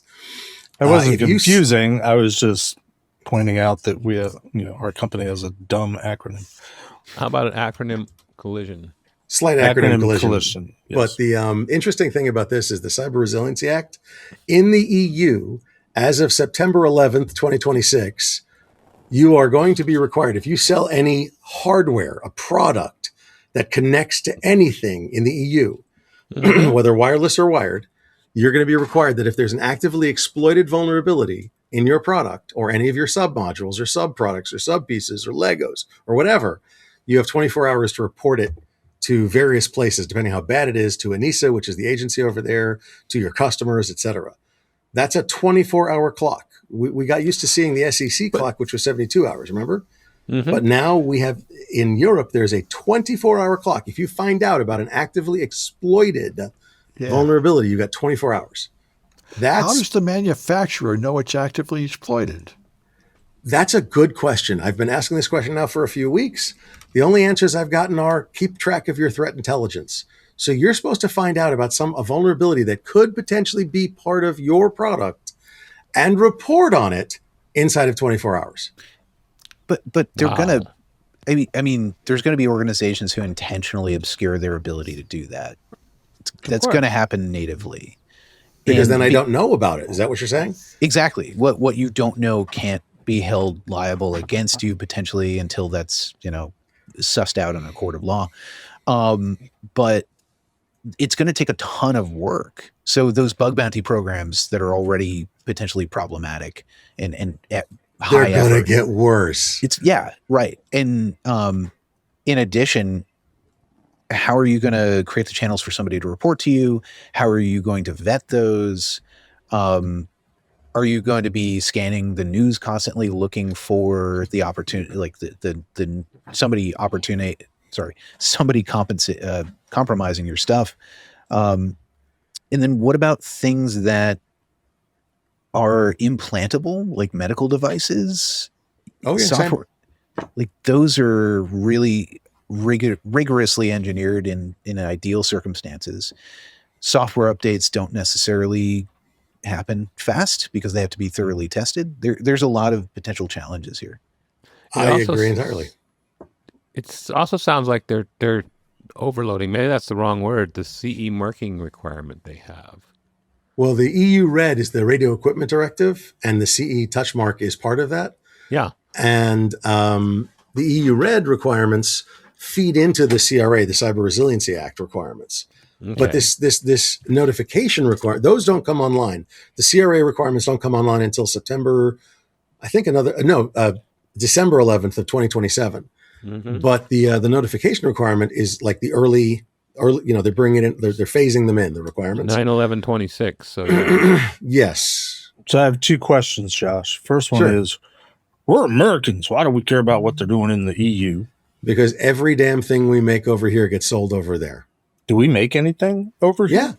Yeah. Okay. We make software, don't we? I don't know. Do we? I thought Don't that's all tell. done by the AI. Hey, there's an application for AI to keep track of all your hardware and software. My second question is, does EU have the equivalent of SBOM and HBOM so that they have They use the exact same thing. They use SBOMs and HBOMs, same ones we do. Okay. I work with them on that, as a matter of fact. They use Cyclone DX and SPDX as SBOMs, Cyclone DX as HBOMs, cryptographic bombs, C bombs, G bombs, or governance bombs. They use them all. Cool. So yeah, exactly the same as we do. The VEX project, the BOV project, the Bill of Vulnerabilities, which I'm the head of the working group on. I got to get that rolling, man. I'm so busy. But yeah, this is, they use the same stuff, which means that if you do it here in the US, shouldn't it work for the EU as well? The difference is fascinating. In the US, we are sector specific. You have HIPAA for healthcare, SEC disclosure for public companies. You have CMMC for defense contractors, right? Mm-hmm. Over there, it is horizontal. EU Red is for anything that radiates.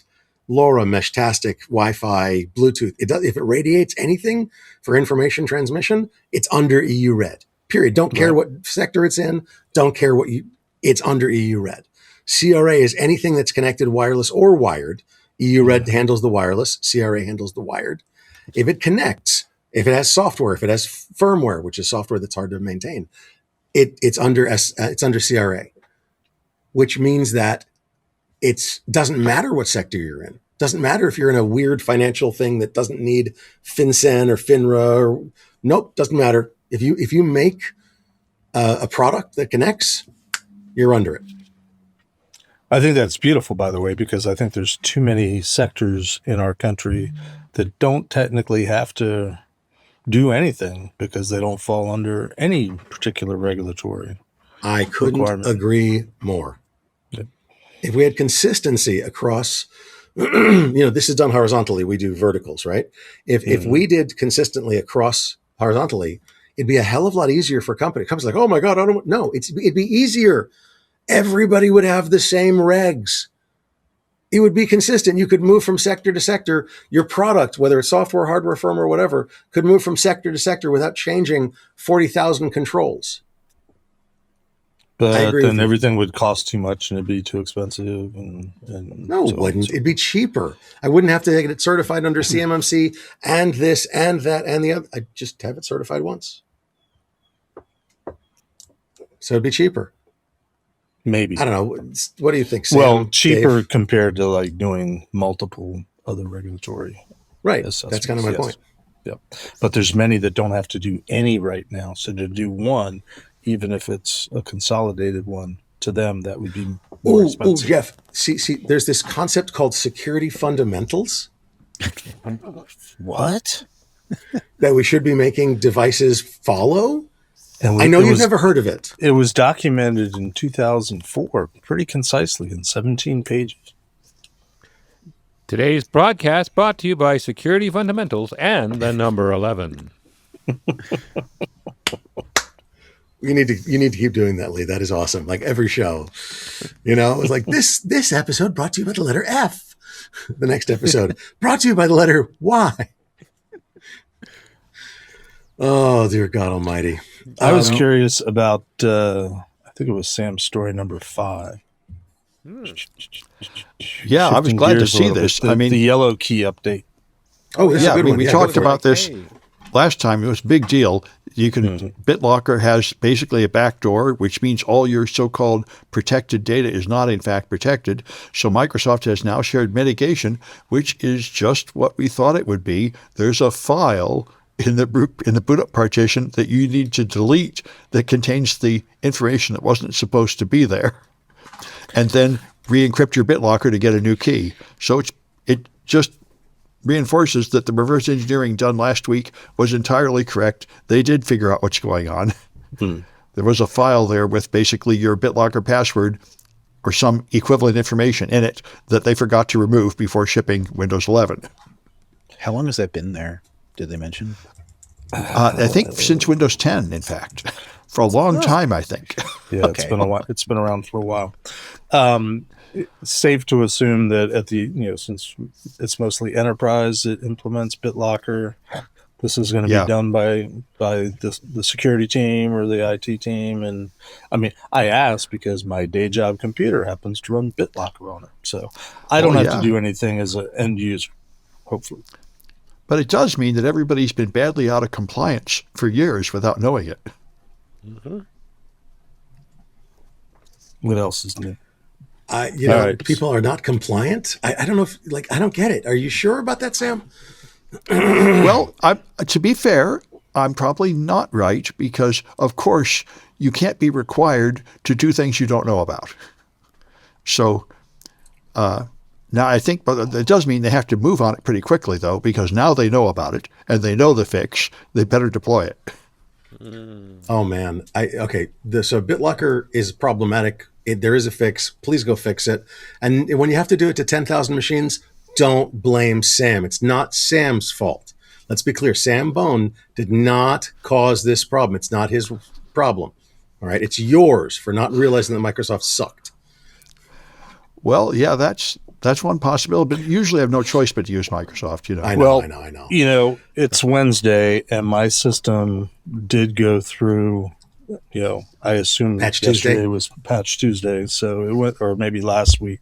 So it did go through an update and I didn't pay that much attention to it, but I think it did do a BIOS update. And I wonder if that was, I guess I wonder if Microsoft's going to build the fix into a Patch Tuesday patch release, or is it something that would be really nice. The customers have to, organizations that use Microsoft and BitLocker have to do it. Boy, I don't think you would Manually. want them doing this automatically because remember, you have like an emergency recovery process and it can't do that for you. So you'd probably just end up locking everybody out of it. This is left as an exercise for the user. Yeah. Written in the margins of the page. I know where you're coming with that. Security is I don't somebody's think- job. Yeah. I don't think you Yes. could possibly do this automatically. I don't think you can. I think it's a manual, But which can means when it you have be- 10,000 machines, you might as well do a hardware refresh cycle at that point. Could you do it via USB? Maybe. I think you could even do it via group policy. I mean, can but you? you'd have I to didn't think you include could. your own. Well, I would think you should be able to. It's just a matter of deleting a file. Then the part where you re-encrypt the volume, that's probably just running a script, I'm guessing. Mm-hmm. I would think you can probably do it with group policy, but you'd, of course, have to include your company's secret information in there. It's probably more likely you're throwing out a PowerShell script that goes and does some stuff.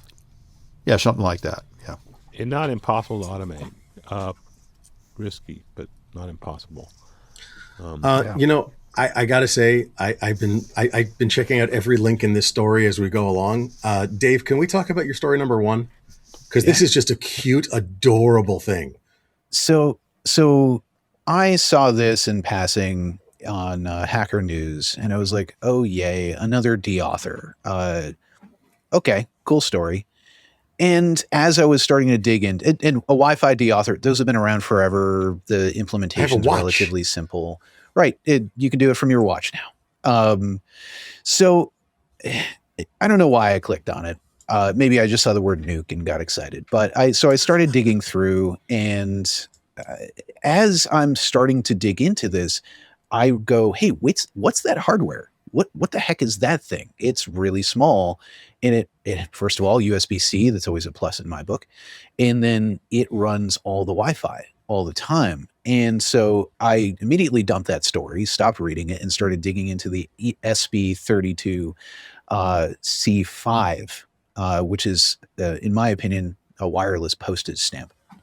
Yeah. This thing can handle Wi-Fi 6, Bluetooth 5 low energy, Threads, Zigbee. It's $8, and that's for the fancy one. For $6, you can get a slightly quieter one with a few less features, not many, but it uses less power. The processor runs half the speed, give or take.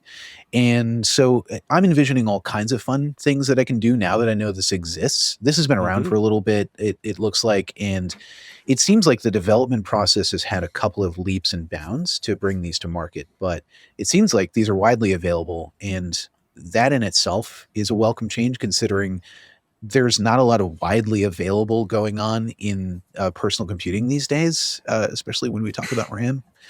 It's not cheap. Yeah. Dear God. And for $8, now I'm like, well, crap, I can buy a ton of these and start doing all kinds of fun like projects, etc. And then I started going down the rabbit hole of there's a bunch of methods of leveraging Wi-Fi to do like human location inside a room. And I thought, hey, maybe I could do some sort of echolocation thing. Maybe this is a cool badge life project, just saying. Anyway, I thought it was something that everybody should know about if they don't already, like me, who is not hip and is not with the times. I will tell you that I also looked at the other link you have in there about the big eval board from Olamex. Yeah. Oh my God, that's beautiful. It is the same chip as I understand it. Yeah. With dual band 2.4 and 5 gigahertz Wi-Fi 6, Bluetooth, Zigbee thread Matter with its own battery UPS on the board. Like that's the core of a home alarm system with a UPS built into it. What, like $22 after euro conversion? 16.95 euro. So yeah, 20 bucks. I mean, like that's insane. That's just, and it's brand new 32-bit RISC processor. How do you damn. There are so many cool electronic projects I don't have time for. This is just adding to the stack. I know. I still have, and still to this day, I got a threadless board about a year or so ago at B-Sides in one of the auctions, and I still haven't used it for anything. I've turned it on, but this is the breadboard I wish I'd had when I was 8 years old. Because it can find mistakes for you, and I still haven't used it for anything. I just have not had time. Yeah, but I mean, like this thing has 2 relays that are 250 volt, 10 amp relays on the damn thing. You could have this turn on the electric under your carpet to electrocute. Never mind, that doesn't happen. Home tasers. defense is important. Hey, it's not home defense. It helps clear the air with the ozone. That's all. Oh, well, yeah, we definitely have to have clean air to breathe. Come on. That's a life essential. Survival skills. So, Sam, your story number 1, medical data theft, not good. Fingerprints, though. Don't we have fingerprint skeleton keys now? Is that Fingerprint skeleton keys? The fingerprint data was stolen. Yeah. Yeah, but I mean, they sold actual photographs of the fingerprints and palm prints from the hospital, which is pretty bad. So I mean, all the biometric. fingerprint readers I know, like on Mac, they store some kind of mathematical representation of your fingerprint with incomplete information. Yeah, it's right, not they the same hash as it. losing an actual scan of your fingerprint. Fair. And that's the problem. I remember when there was like 20 years ago, there was a guy that, or maybe 15 years ago, that said biometric authentication is going to solve every problem. So somebody went and got his thumbprint off a coffee cup and then published it in an ad. Okay, here's the thumbprint for the whole world. How do you feel, smart guy? What are you going to do now? Because you can't change your password. Yeah. Well, you can change your password. You can't change your thumbprint. That's the problem. Well, you And that's- can, but it takes some sandpapering and pain. Yeah. That's right. Or And like so the that was big the issue. I mean, they silver- lost You're not all this. technically changing it, you're obliterating it. Yeah. Yeah, so If you're very these guys careful with had the copies. sandpaper, you can change it. Yeah. Yeah, they had copies of identity documents and just photographs of your fingerprints. And when that stuff gets stolen, that's real harm, I think. Yeah.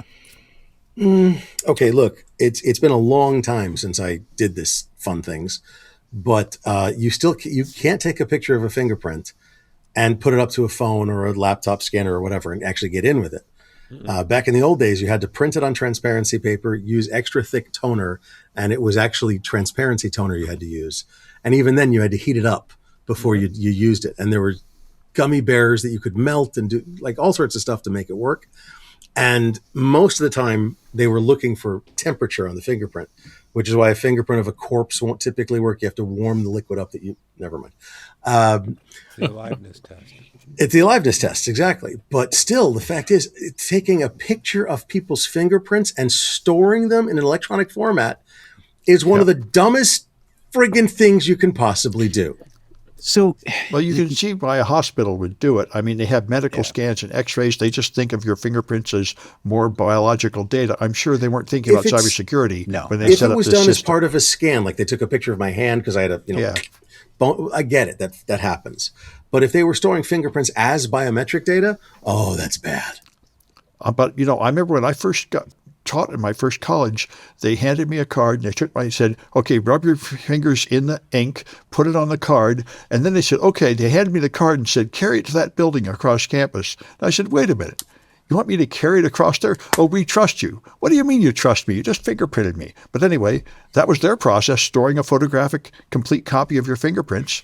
It's the cheapest, easiest way to do it if you don't think about the consequences. Not to defend organizations who have this problem, but just to kind of set the stage a little bit. Medical organizations, insurers, etc.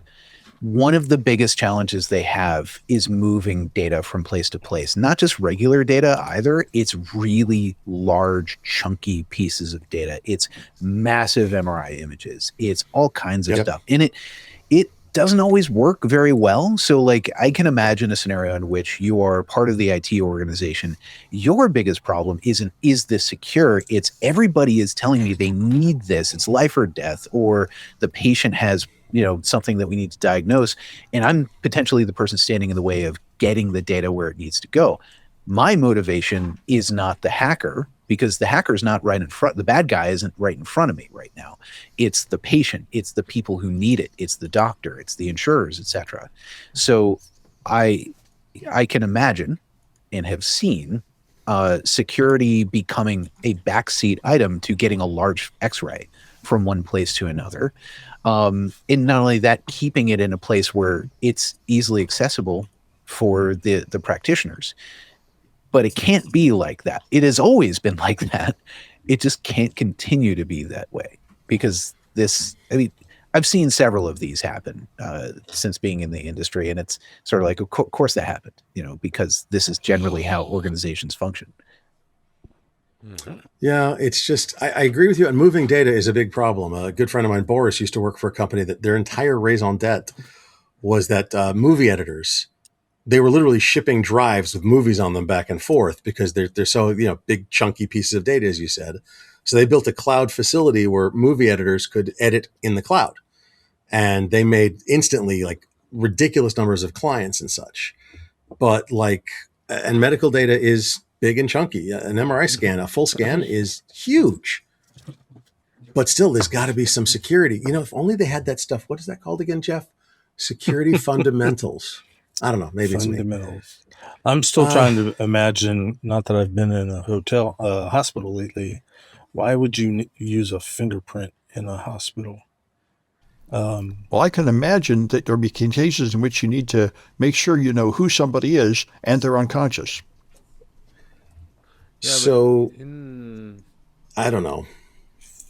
I've never been but yeah, I mean, my initial thought was, it's all the records of newborn babies, because I get, well, that's a good I'm one. assuming your fingerprint as a baby is just a smaller version of what we have. No, they actually footprint you.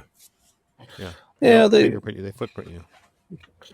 Pretty sure my birth certificate. I mean, I remember the footprint, but I'm pretty sure there's fingerprints. I don't know that. Anyway, why would a hospital use fingerprints? Period. Well, for babies, absolutely agreed, to identify babies, because switched babies is a particular fear of parents. I mean, the article talks about employees of the healthcare system having to be fingerprinted, which I can get for, but wouldn't you have them fingerprinted by the police or by the local authentic, I've been fingerprinted so many times in my life. Yeah, so have I, but I'm an ex-cop. Speaking of cops and police, I think it was Lee. Yeah, your story number 5 is kind of cool. That one. That was the first area in the North Africa, Middle East Operation Rams, where they were going after all kinds of cyber incidents. They arrested 201. They identified 380 odd folks, 382 suspects, and this is under Interpol. It's the first time they've taken action in this area, which is awesome. And we've been hearing about international cooperation in law enforcement to take out cybercrime, but there's a lot of areas where they just don't have the relationships and the resources to do it, so they've kind of run with impunity. So here's another area you can check off, saying not so much in here, guys. So that's, to me, why it was really cool. Is law enforcement kudos. Yeah, it's like Kudos. They went into Qatar, Jordan, Oman, Algeria, Morocco. Like that, they went out there and they got a lot of people and a lot of stuff. Now, will it change? I don't know, but it's No. starting to be a deterrent, and maybe you That's can it. take some of the bad guys off the streets. That's very cool. And it's interesting that Kaspersky was one of the companies that they worked with to get them off the streets. Yeah, very You know, considering that Kaspersky is verboten here in the U.S., but they're still out there trying to help. Good for them. And Team Kimru and some other people I know. It's the Shadow Server Foundation. This is interesting stuff. But I mean, there's a lot of companies that came together with the Interpol police to take these guys off the streets. Yep. And that's kind of cool. And that was to me what was really neat about this is that we're getting here. So I was thinking about, you know, they take down one organization and then it pops up again over here, right, under a new guise, but it's the same thing. If they're running out of places to pop up again, it's a great deterrent, and we want that. It doesn't mean we're necessarily off the hook in terms of defending our systems, but it's help. You know, it's not quite defense in depth, but you take all the advantage you can, right? It's hard enough to get to secure enough without some help, and so I'm very, very pleased with Interpol. And by the way, the FBI and is doing work here too in that regard. But like I said, this is the one that popped up, and it just made me go, yeah. So out of curiosity, and this is off topic of the article, but I had never heard the acronym MENA before. I'm more accustomed to EMEA. And my first thought was, is this some kind of weird gerrymandering of the world? No, it depends on how you're looking at it. Okay, for example, what is how APAC long has the stand term for? MENA been around? Because it's the I've first seen it I've for heard 20 of years. it. Really? Okay. Okay. I mean, what does EMEA stand for? Europe, Middle East, and Africa. Right. MENA is just the Middle East and North Africa. So Right. it's more of a regional. It's a subset of EMEA. It's a subset. Yeah. Takes out Europe, which takes out the white people. So that's why I'm thinking. it takes It's a out- gerrymandering thing. It's also taking out South Africa, and it's this smaller region. Okay. So let's take a look. Hey, Sam, talk about your story number 2. I really want to hear about this module jail. Why did they build this? Well, it ties to Lee's number 3, Yeah. right? There's yet another kernel exploit. And so people, what are we going to do with all these Linux kernel exploits? So this guy has written software that will automatically blacklist Linux kernel modules that you're not using. And I was hoping for a Linux expert to help me with this, because that sounds pretty dangerous to me. Like just something hasn't been used for a while, then it gets blocked, then probably some important functionality is going to be lost. I wonder. So I was looking at the context of it. You could use it to identify unused modules, but you were updating that list on demand. It wasn't automatically consuming them, because a lot of these new exploits basically are taking advantage of bogus modules that you might not be using. So it loads it up without Yep. a guardrail, and then bam, But And in this I think that case- was the point of Arch Linux, right? It doesn't load anything you're not using. right, but you need something for the non-Arch Linux. I actually thought this was That's pretty right. good. When I was looking into the new kernel flaw, that I ran across this module jail, and Yeah. whether it's called blocklist or blacklist, whatever, they're prohibited from running. And I like that model. I would not go run around and turn it on your production systems today without some research. Yeah. Yeah. Supply chain Exactly. attack. Yeah, that's it. But I think it's not a bad idea to limit what can be loaded, particularly on important systems. And by the way, what is that tool in this operating system that comes out of Redmond that does that app blocker? Isn't that the same kind of It's idea? just a bypass. But I was thinking about it in terms of Windows, because so many Windows exploit some screwy little feature you're not using. Windows has thousands of services running in the background that you're not using. Just turning off all this junk you're not using would make Windows a lot safer. For reverse compatibility. I'm sorry. Are you okay, Dave? I want to make sure you're all right. Bear it. Okay, just checking. Pop that lung back in. Yeah, who needs In the old days, it was IE. Yeah. may it rest Yeah, in no, peace. I think, it's blocking everything you're not using is got to be another, I don't know, what do they call that? Security Default deny. default deny. Yes. We have a pretty big sponsor here who we actually like. They're good people. ThreatLocker that does default deny. I learned a lot by talking to Rob Allen about that. Yeah. He had some great explanations that really made sense. And it's not stupid. It's the same thing we were talking about earlier with AI and authentication and authorization. You give least privilege. If you don't need it, don't turn it on. Yeah. Well, 20, 30 years ago, only loading the features you need in the OS was Memory management. and it was memory management. It was fairly viable. Now, there's so much crap. You don't know what is and isn't viable. So that's why you need a threat locker, or you need this Something similar, module yeah. tool to help. It's insane. And you've got all sorts of ways that this kind of thing happens. For example, with your new car, you're giving up a lot of data. Mm-hmm. Yeah. And you don't know that. No. Dave, you just said you bought some new electric vehicles recently, right? Yep.